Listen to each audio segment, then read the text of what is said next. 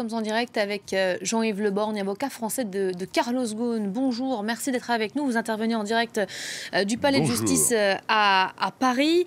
On vient de voir en images un résumé les propos de Carlos Ghosn, ceux qu'il a expliqués, livrés aux Échos hier. L'entretien n'a duré qu'une quinzaine de minutes. Le temps tout de même de revenir sur ce complot, ce piège qu'il évoque. Il pointe du doigt directement Nissan sans jamais citer personne.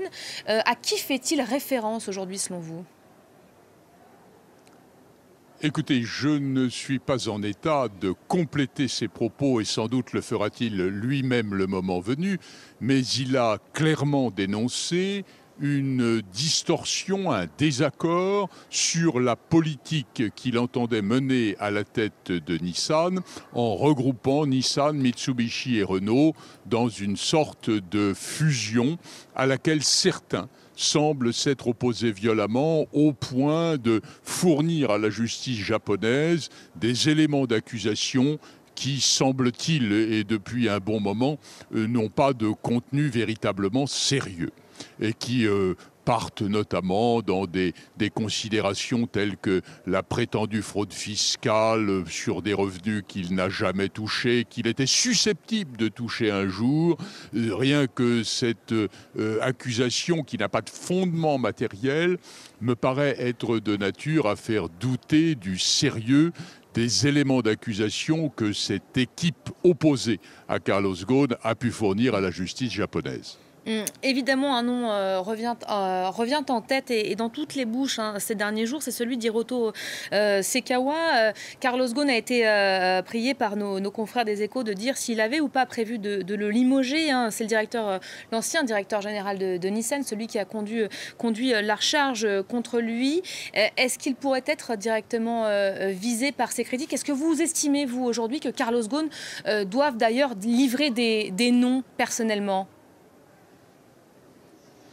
Je pense que s'il y a, comme il le dit, et je le crois bien sûr, une sorte de guerre interne entre lui, une guerre interne qui aujourd'hui n'existe plus, mais entre lui et un certain nombre de dirigeants à ses côtés de Nissan, il faut qu'il livre les noms parce qu'on aurait là l'explication des accusations qui ont été portées contre lui, même si ces personnes ne le reconnaissent pas. Maintenant, je ne suis pas personnellement en mesure de confirmer ou d'infirmer l'implication de telle ou telle personne dans ce que M. Ghosn appelle le complot dont il est à l'évidence victime. Tant il est vrai, je le répète, que les éléments qui ont été fournis à la justice japonaise me paraissent bien étranges. Vous savez, sur le terrain notamment de ce qui serait en droit français un abus de biens sociaux, on parle de faits de 2008, de 2009, de 2012, qui visiblement étaient connus de la société d'une manière claire. Rien que le simple fait qu'on aille chercher des phénomènes aussi anciens et qui n'ont jamais été dissimulés montre bien qu'on n'est peut-être pas dans quelque chose de très solide et que certains essaie peut-être d'égarer la justice japonaise. Et je crois savoir que depuis son interpellation au Japon, vous n'avez pas pu parler avec Carlos Ghosn. Vous avez sans doute, j'imagine, cela dit, des nouvelles de ses proches. Comment va-t-il ? Il semble déterminé, prêt à se battre pour prouver son innocence, dit-il. Alors écoutez, je sais qu'il est prêt à se battre et les déclarations qui sont les siennes, qui sont celles du jour et qui apparaissent dans la presse, montrent sa détermination.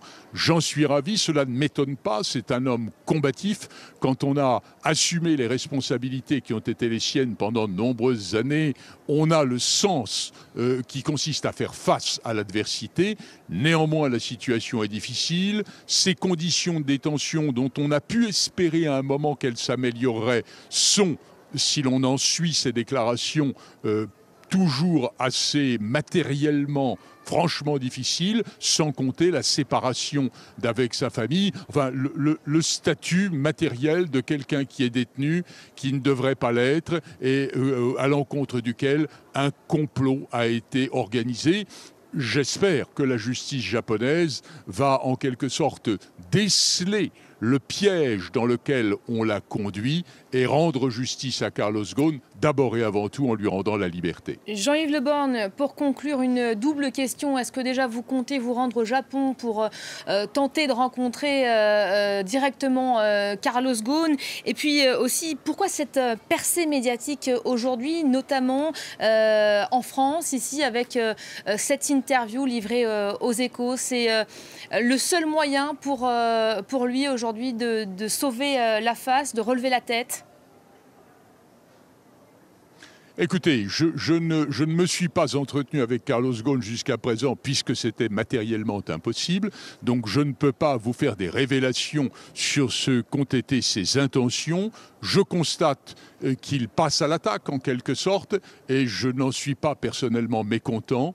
J'espère le voir prochainement et pouvoir m'entretenir avec lui de la politique à suivre. Je laisse bien sûr sur le terrain de la procédure japonaise mes confrères japonais mener le combat. Il n'appartient pas à un avocat français de se lancer dans la procédure judiciaire japonaise qui, par beaucoup de points, nous est étrangère.